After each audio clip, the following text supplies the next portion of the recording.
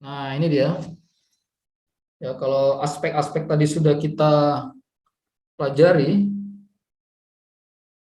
ya, aspek-aspek tadi sudah kita pelajari, maka chapter 8 sampai 12 kita bicara proses, ya, dari 5 1 2 3 4 5. Jadi 5 proses utamanya, grupnya: initiate, ya, permulaan, plan estimate, implementasi, review dan retrospect, serta release. Itu 5. Nah, masing-masing 5 ini nanti ada detailnya, ada proses kecil-kecilnya. Ya, mulai dari pembuatan visi project, identifikasi Scrum Master-nya, yang jadi Scrum Master siapa, pembentukan Scrum Team, pembuatan epics tadi, product backlog, sampai ke release planning. Ini di tahap initiate. Kemudian plan-nya. Nah, bedanya project management tradisional, ya, PMBOK atau waterfall dengan ini, kalau PM yang lama itu dia plan-nya biasanya panjang. Tapi kalau yang ini itu cukup dari sisi tim pengembang itu memahami apa yang jadi permintaan user, ya. Namanya tuh user stories. Kalau ini sudah di-approve, diestimasi waktunya, kemudian commit-nya, setuju gitu, ya, approve gitu, ya. Maka dia bisa dibuatlah tas-tasnya. Apa saja tas-tasnya untuk mengerjakan user stories 1 misalnya, dan seterusnya. Nah, ini masuk dalam sprint backlog, dan akhirnya ini dilakukan, ada deliverable, daily stand up, dan diupdate dan dimonitoring lagi product backlognya, sampai nanti ada review dan retrospect. Jadi kalau sprint terakhir udah selesai, maka bisa dilakukan meeting-meeting untuk evaluasi terakhir, itu di review dan retrospect.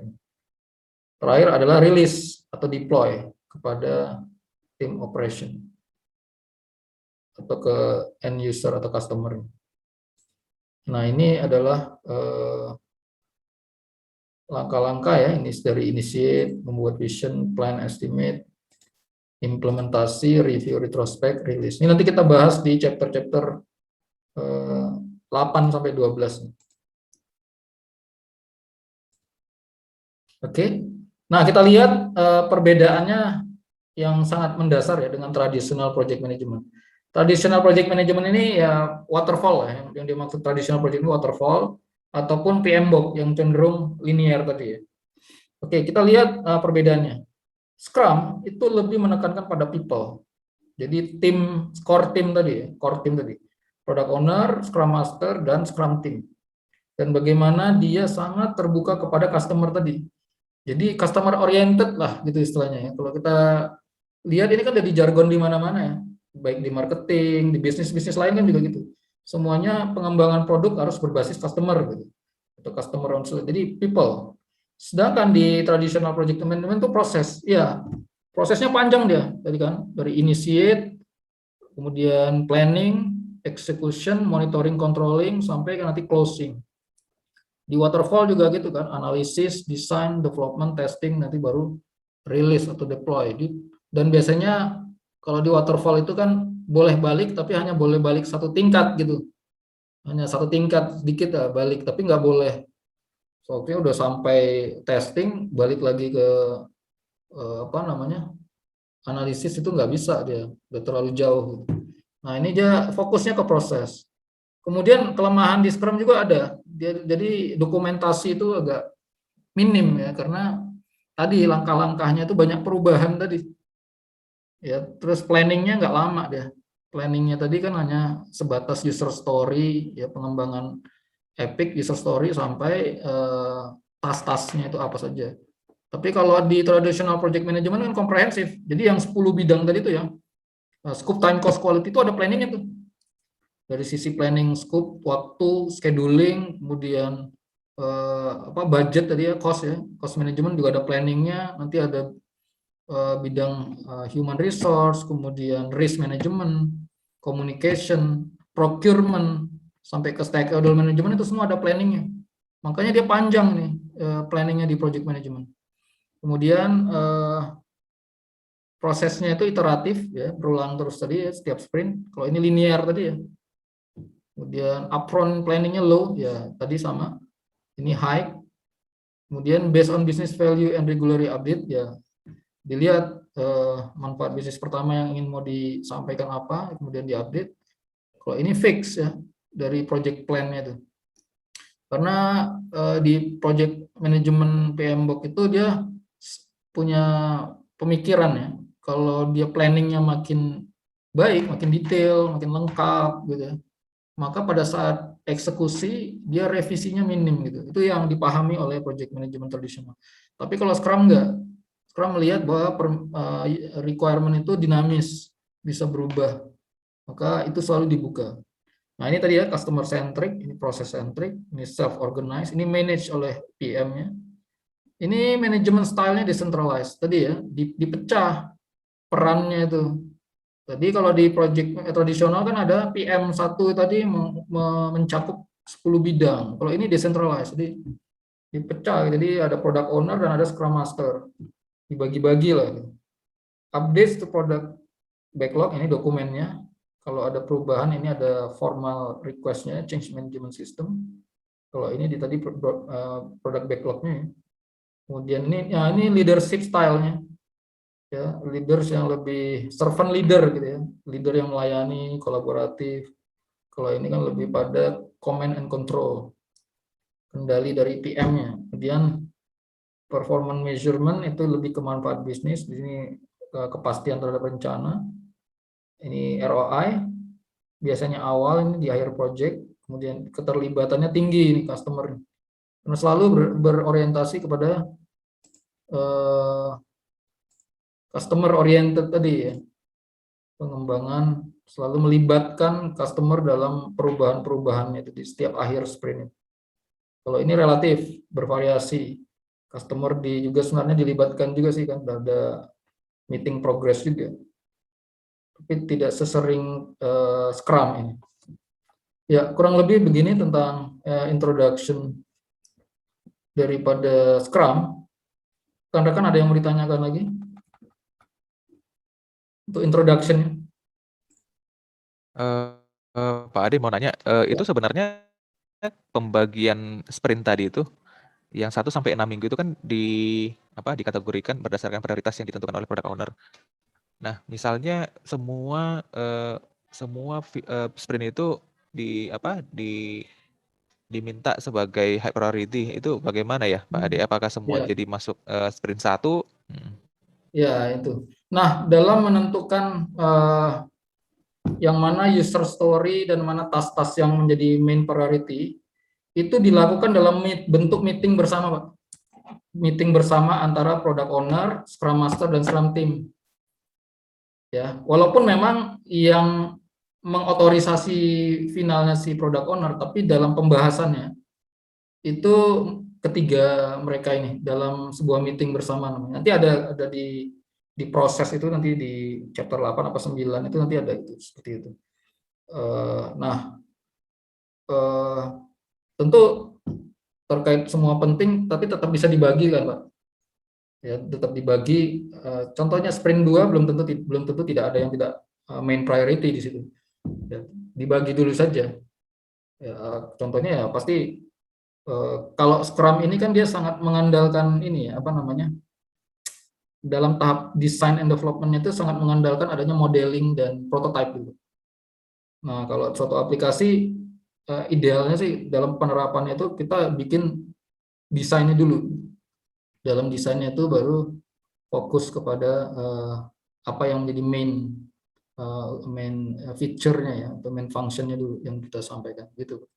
Nanti kalau bisa dibagi ya kita harus jelaskan ke product owner bahwa waktu 2 minggu satu sprint nggak bisa untuk memasukkan semua main priority itu, harus ada bertahap. Kan ini juga nanti pada saat di awal itu diketahui, oh ini butuh, katakan ditentukan satu sprint 2 minggu, ternyata butuh berapa sprint ya, katakanlah 10 sprint. Nah, berarti ya kan harus ada ininya, priority-nya tadi. Yang penting di awal itu di product backlog awal semua dimasukin dulu aja yang menjadi hasil requirement tadi yang di business case, kemudian di business justification tadi, dan kemudian ya dikasih tahu bahwa ini tetap bertahap seperti itu. Gitu, Pak. Untuk sprintnya sendiri Pak, itu bisa dijalankan paralel atau mesti ini sekuensial ya?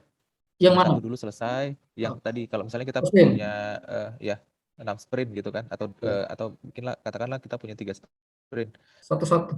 Jadi siklusnya itu begini dia. Nah, ini dia.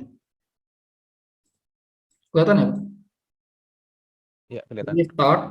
Kalau waterfall kan gini ya, requirement dulu, kemudian ada highest, high, medium juga, design, development, testing, deploy. Nah, kalau sprint itu requirement langsung design ya, design, develop, test itu saling muter gitu. Kemudian selesai sprint 1-2 minggu gitu ya, highest priority features. Demo, presentasi. Nah, dapat masukan dari customer. Nah, kalau ada yang belum selesai, ya masih main priority, masuk ke sprint 2. Gitu. Sampai main priority-nya tuh selesai ya. Highest priority, high priority, medium, lower, sampai optional. Gitu. Sampai dia tuh selesai. Jadi tiap... Pak Ade, nanya dong Pak. Pak, Ya, kalau misalnya di sprint 1 tuh ada temuan tuh. Nah, kalau temuan itu nggak bisa di-fix di sprint 1, otomatis taruh di sprint kedua kan? Artinya betul. kan ada pekerjaan yang menggulung tuh. Betul. Nah, sprint 2 lagi tuh, gulung lagi ke sprint 3. Ini lama-lama akan jadi kayak snowball kan Pak? Nah, Iya, iya. strateginya gimana ya Pak? Biar ini nggak gulung-gulung terus Pak.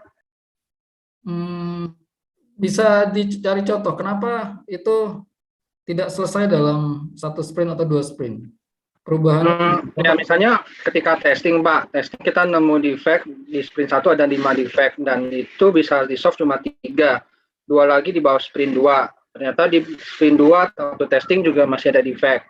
Iya. Di bawah sprint 3. Lama-lama kan akan jadi makin banyak tuh defect-nya kan. Yang harusnya selesai di sprint 5 bisa jadi itu endingnya di sprint 6 kan ya Pak. Iya. Untuk mengerjakan defect ini semua. Nah, sebaiknya sih idealnya Pak, defect itu udah bisa selesai di sprint berikutnya itu. Jadi tidak terakumulasi dia. Ya, tidak terakumulasi karena kan waktunya 2 minggu. Nah, kalau seandainya 1 sprint 2 minggu itu terlalu singkat, Bapak bisa menentukan 1 sprint jangan 2 minggu deh, karena ketemu tesnya ini defectnya nggak cukup waktunya 1 sprint gitu. Bapak bisa panjangin dari 1 sprintnya itu jadi 4 minggu aja. Ya, IDR-nya itu berapa minggu ya Pak? 1 sprint itu Pak? Sprint itu tidak ada ketentuannya Pak. Dia idealnya antara 1 sampai 6 minggu. Nah, 1 dan 6 minggu ini lagi-lagi kesepakatan antara tadi product owner, Scrum Master, dan Scrum Team untuk scope project ini, tingkat kesulitannya, ya banyak requirement dan segala macam itu ditentukan. Dan perubahan yang satu lagi adalah perubahan-perubahan yang terjadi di dalamnya itu besar atau tidak gitu. Nah, itu nanti ditentukan. Nah, ini dalam 2 minggu ternyata Scrum Team nggak bisa Pak, kita nggak bisa menghasilkan sesuatu dalam 2 minggu dengan tingkat kesulitan seperti ini, dengan teknologi begini, requirement begini. Kita baru bisa menghasilkan sesuatu yang termasuk tesnya itu fix, itu 1 bulan. Gitu. Nah, itu boleh 4 minggu itu. Gitu. Jadi jangan dipaksakan harus pendek ya, 2 minggu, seminggu. Tapi nggak bisa selesai, akhirnya terakumulasi ke sprint berikutnya. Udah 1 sprint bikin 4 minggu aja. Jadi adapun masalah itu dikit dia.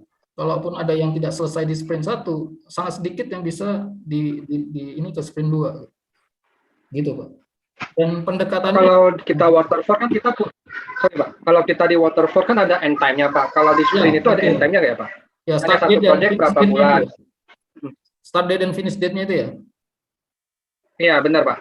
Nah, itu Kalau di sprint gimana ya Pak? Nah, itu di awal juga, di awal itu kan nanti ada namanya di initiate ya. Nah, di sini kan pada saat plan dan estimate ini sini ya, conduct release planning ini, nomor 6 ini. Antara initiate dan plan ini pada saat sebelum masuk ke plan ada conduct release planning. Nah, idealnya memang di situ sudah ditentukan nih Pak, di conduct release planning. Ya, rencana rilisnya kan di sini. Ya, tadi sprintnya ditentuin. Oh, ternyata ini nggak bisa 2 minggu. Tim hanya bisa memberikan suatu hasil per 1 bulan atau per 4 minggu. Maka ditentukan kan 1 sprint 4 minggu. Nah, kemudian nanti ada metodenya itu tadi Pak. Metode kalau di apa namanya traditional project management WBS ya, work breakdown system.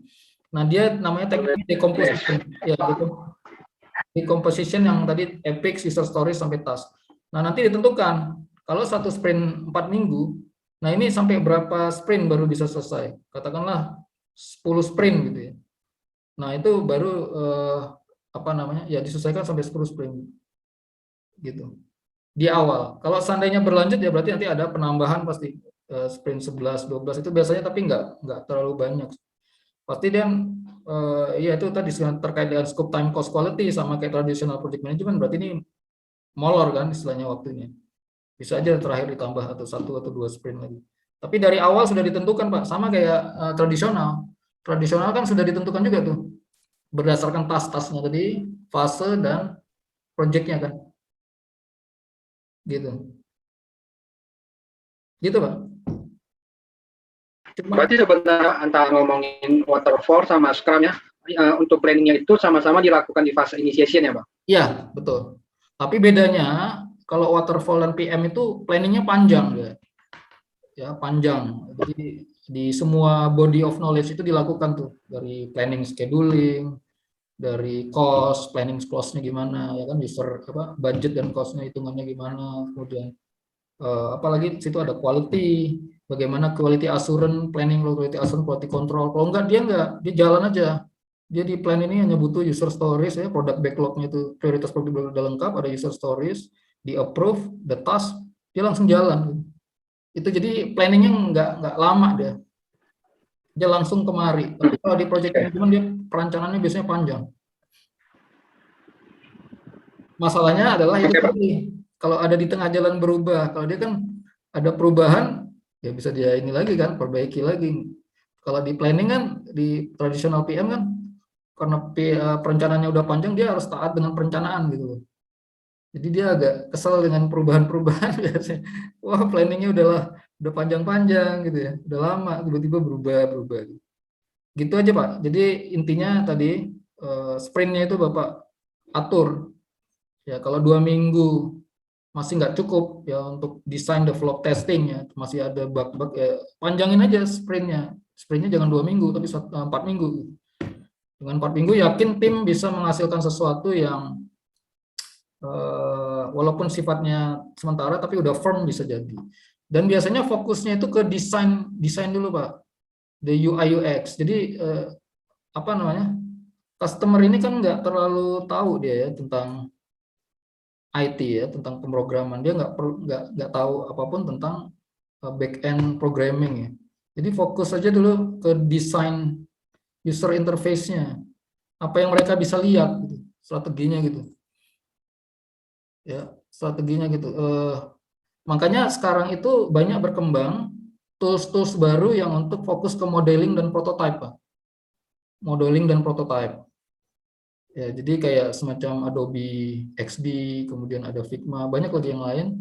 Dia fokus kepada interface, jadi ngasih tahu ke kliennya kurang lebih nanti aplikasinya begini, dari sini klik di sini, itu cepat banget kok itu, karena dia hanya bermain di interface tanpa membuat back end programmingnya, hanya fokus di front end aja.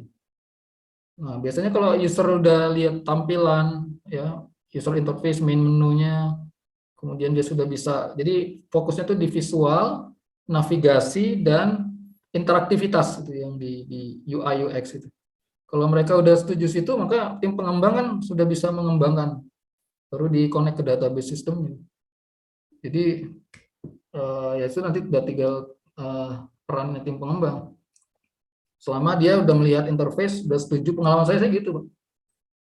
Dan itu tadi, kalau memang waktu pengembangannya butuh lama ya sprintnya jangan 2 minggu, mungkin sebulan, malah sampai tadi 6 minggu ya, 6 minggu pun boleh gitu, 1,5 bulan.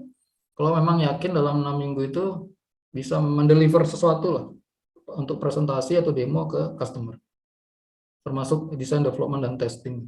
Kurang lebih gitu Pak. Ya, jadi tadi kasus yang berderet tadi ya, mundur lagi ke sprint berikutnya itu karena waktu per sprintnya terlalu pendek. Kalau diperbesar harusnya dalam 1 atau 2 sprint itu harus sudah selesai itu.